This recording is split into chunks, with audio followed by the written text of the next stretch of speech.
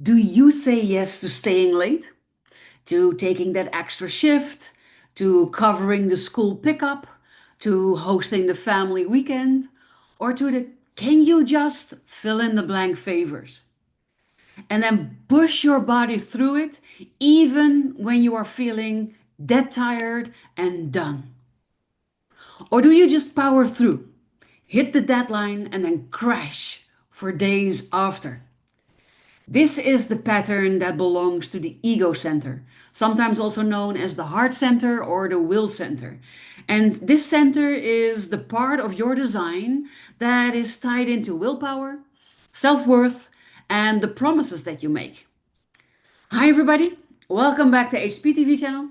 I am Barbara, and today I'll break down what a defined versus an open ego center actually feels like. I am going to share two real turnarounds, and I'm going to show you how to make commitments that you can actually keep without burning yourself out and without trying to prove your value. So, if this is interesting to you or if it sounds like you, stay tuned. And if you are new to this channel, I would love it if you could hit subscribe, maybe also hit the notification bell so that you will never miss another video again, and share my content if it resonates with you. And if you are a returning viewer, then hi, I love you. Thank you so much for your support and for being here. Let's get back to talking about the ego center.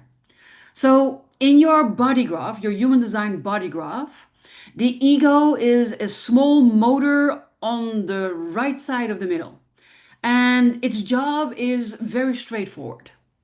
You make a promise, you follow through, and then you recover so that you can do it again. And when your ego center is defined, you have a steadier supply of willpower to see things through. You are the person that people trust to finish things, and that also feels good until your calendar fills up with all of the extra yeses because you've been saying, "Oh, I'll manage" to yourself for years. If you recognize this, then leave me a comment below this video. Recovery then gets pushed to the bottom of the list, and your body starts telling you the truth that you don't want to hear. But when your ego is open, then your willpower comes and goes. You care about being dependable, and that can turn into agreeing so people see you as either reliable or good. And you're looking for people's approval. And the work that needs to be done still gets done, but the cost of all of the work lands on you afterwards. And neither version is wrong. They're just different signals, different ways of expressing the ego center.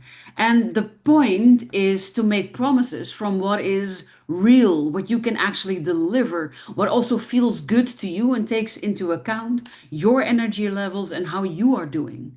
So, not promises that come from pressure or habit. I hope this makes sense. So let me illustrate this a bit further by sharing some client examples with you so that you understand a bit better what I'm talking about.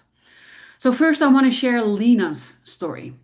Lena works in healthcare and she has a defined ego. If someone needed a shift covered, she took it. If a family needed extra calls, she made them. And she kept saying, "Oh, it's fine. I'll bounce back." And then spent her days off recovering from the last round of fine. We didn't ask her to care less when she started working with me. We just changed how she said yes. So every extra commitment came with clear terms. One additional shift a week, a proper handover at the end, and a recovery day already blocked. She practiced one line until it felt natural. I can take Wednesday from 7 to 3, and after that, I am off to rest. 2 weeks later, the headaches that had become normal to her were gone. And a month later, she was still dependable, and her body wasn't paying for it any longer. Or Omar's story. Omar has an open ego. He is the oldest sibling in a large family, and he is the default helper, the person that everybody calls when a plan falls apart and they need help, because he always comes. He hears a request and he agrees before he even checks his calendar. And then by evening, he feels resentful and wiped out. Do you recognize that? If so, leave me a comment. So when he started working with me, we only added one move, a pause between somebody asking him something and him answering, so that he could, in that pause, check in with himself, in with his calendar, schedule, energy, everything, and see if he actually wanted to say yes and was able to say yes.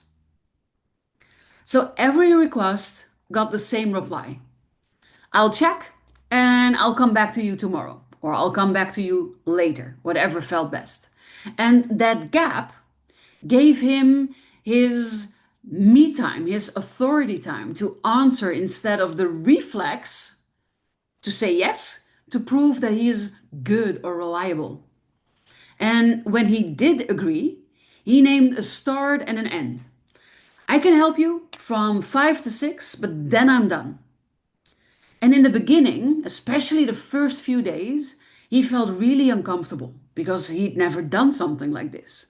But by the second week, people still asked, and they also respected the no. He ended his days with energy left and not a debt that he had to repay in the weekend. So the ego center is a center that likes commitment. And that isn't the problem. The problem is pretending your energy is unlimited or that your worth depends on doing more, carrying more, being there more for other people. And if your ego is defined, then that strength is real, but it still needs recovery. So treat recovery as part of the agreement, not an optional extra. Say what you can do and by when, and then stop when you said you would. If the effort was more than you priced or more than you bargained for in time, energy, or money, then note it for yourself and adjust next time instead of patching the gap with late nights and not enough sleep. And if your ego is open, then your value doesn't come from saying yes the fastest. Give yourself a beat before you answer so that you can hear whether the request is actually right for you. And if it already feels heavy, say so early and change the terms. For instance, say, I can complete this part by Friday, but the rest really needs a new plan. That isn't being rude, it's actually just being honest. So start noticing the tells within yourself. The quick yes that skips over your body. The number or effort you agree to and immediately regret. The quiet resentment after you accepted the extra task. Those are your signals to pause. So ask yourself, what can I promise and finish cleanly without wrecking myself? And then say exactly that. You don't have to pad it. You don't have to offer extras. No. And as you keep doing this, your agreements line up with your real capacity and your word stays intact and your body doesn't have to pay for it later. I would call that a win-win all around. So, is your ego center defined or open? And where do you overpromise or try to earn your worth? Tell me in the comments. I read all of them and I'll personally respond to all of them as well. And if you feel like you want a full map of all your 9 centers with clear practices and even more insight into the ins and outs of your user manual, then grab your BU by Design blueprint. The link is below. But if you want life support while you implement who you actually are and start working with human design and the gene keys to improve both your life, your private life and your working life, your business or your job, then you might want to join my BU by Design Mastermind. It is a small focused group with honest feedback, honest people, and it will take you where you want to go really fast. The link for that one is also below this video in the description. And if you either don't really know what you want or what is good for you, but you do feel you need to do something, or if you're already really clear on that you want tailored guidance and you want to work with me one on one, then book a free clarity call with me. The link for that is also below this video. Don't forget to like, to subscribe, and to share this video if you liked it. And in next week's video, we're going to cover the solar plexus or emotional center. How to ride the wave without letting it run your life. Thank you for watching. Thank you for being here. Thank you for being a loyal supporter. Have an amazing day, and until next time.